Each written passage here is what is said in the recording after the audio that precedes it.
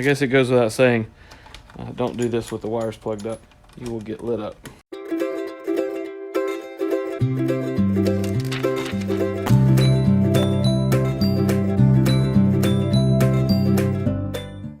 Alright, so Merry Christmas to me.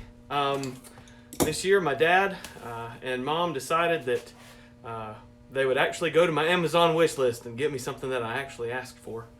And so I am the proud owner now of a hardwired surge protector from Progressive Industries. This is the 30 amp model, since the Holy Roller is a 30 amp rig.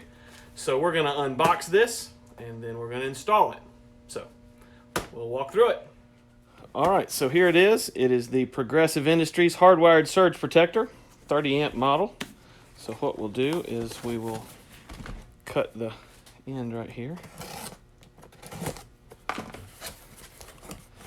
Let's see what's in here. Alright, so we get a telephone cable looking thing and some instructions. We don't need those. And then we will get the box itself, and there's nothing else in the box. So what this thing is rather than having one of those surge protector dog bones that you put outside and somebody literally could walk off with, this is going to mount up inside of our electrical bay, and then we'll go out one side into the house, and then I guess this is the load side, so this goes side to the house, and then this side goes to the plug outside the RV. So we're going to take some time, and we're gonna install this, and hopefully that will prevent us from having any electrical issues, and it will also help us help the rig stay a little safer. All right, so we've got the main box here.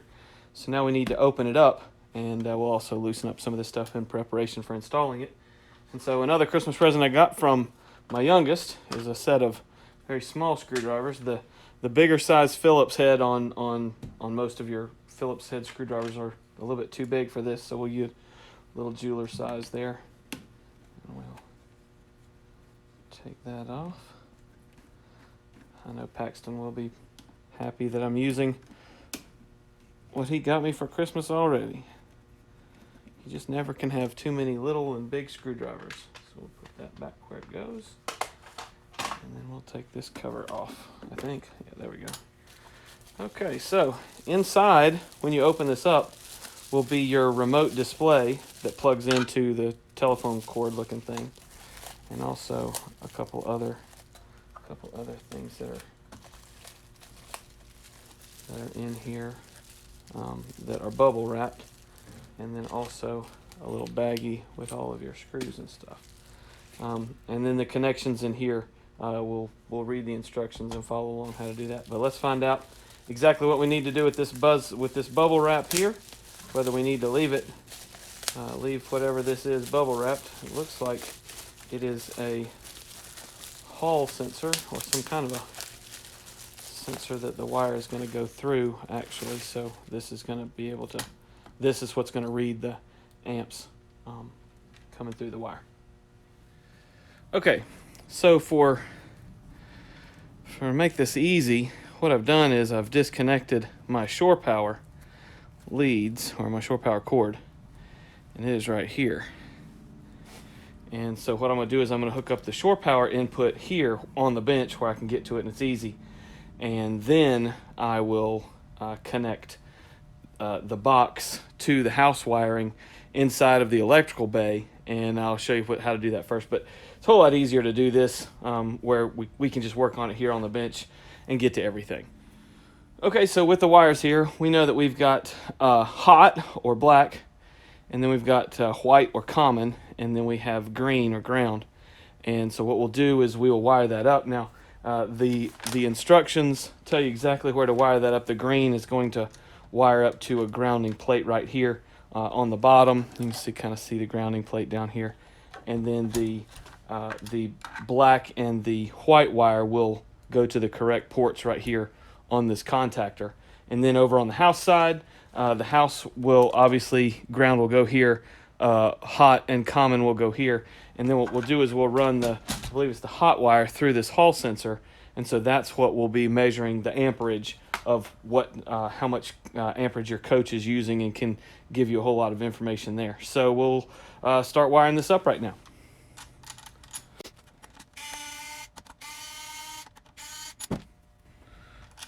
I guess it goes without saying, don't do this with the wires plugged up, or you'll get up. Make sure this is good and tight. You certainly don't want to pull on this and then, pull all the wires out. So what we do know is that green, they include some, they include these, which are honestly too small for this cord. So we'll go ahead and wire up the black and the white to that contactor. And all that contactor is just a screw. You pull the screw out, you slide the bare part of the wire in, and you put the screw down. So we'll back out the screws. And what you can see is that here in this box, the shore power is going to come in on this side, and you'll see all the little leads and stuff on this side. They're going to run to all of the electronics up here on the top, and that's what's going to give us a lot of information, and also allow us to measure different things here. What's also interesting is that the hall sensor will be over here on the load side. That's the side going to the rig or to the coach. So EMS-HW30C, the black goes to L1, which is right here, so we can, right there. There's a little bit of extra there, so I'm going to trim that off. I like it looking neat, and also looking like there's not going to be any added fireworks. So we'll make sure that all of the wires from here are up in here.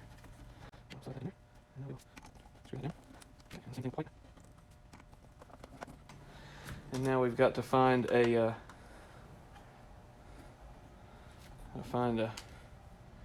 connector, a ring connector for that.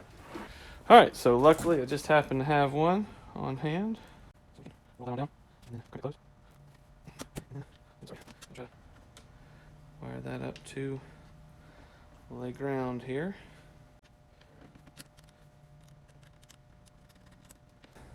Okay, notice that green wire does not connect to the existing wire, the existing ground that's grounding those circuit boards back there. There's a separate hole for that.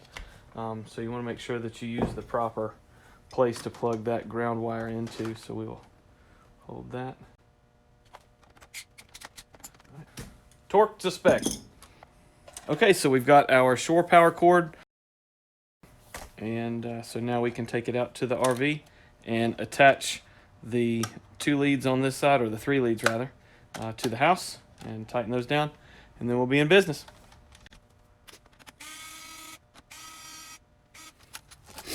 All right, so here you can see in the electrical bay here, and this is where the shore power cord came in. Right here, there was an electrical panel box that was right here. Taking that out, and here's just the Romex that goes to the house, or goes inside. So what we're going to do is we're going to pull this Romex inside of this box, and then we will connect it up the way it's supposed to be connected, and then see if everything works.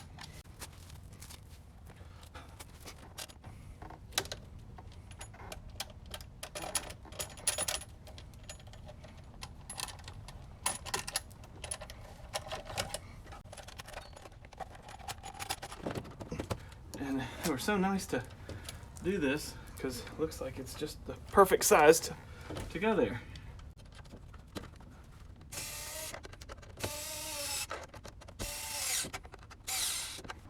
All right, so now we've got this wires in here. Now we just got to wire them up, connect the ground, and we're off and rolling.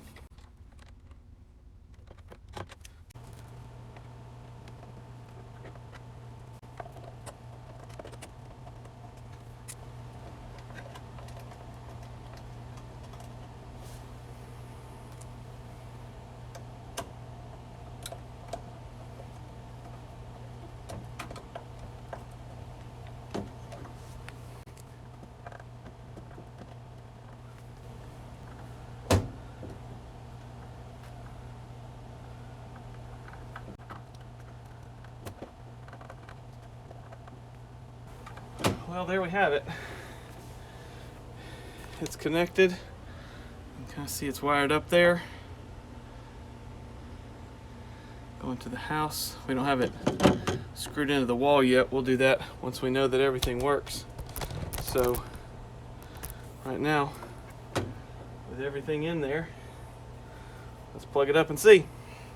The data port is up on the top here. The data port plugged up, and we'll plug the other end into this. We'll turn it on bypass. And now we'll plug it up.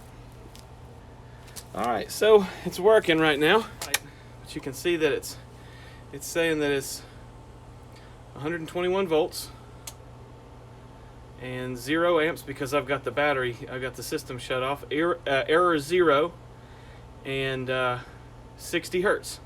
So everything's set there. Now let's go inside and see when we turn on everything. Okay, so right now, all I did was go turn on some lights, and I guess the rest of the system is going. The refrigerator is running off electricity right now. And so what the system is telling us is that it's got 117 volts going in now, 16 amps, 60 hertz, and 0 errors.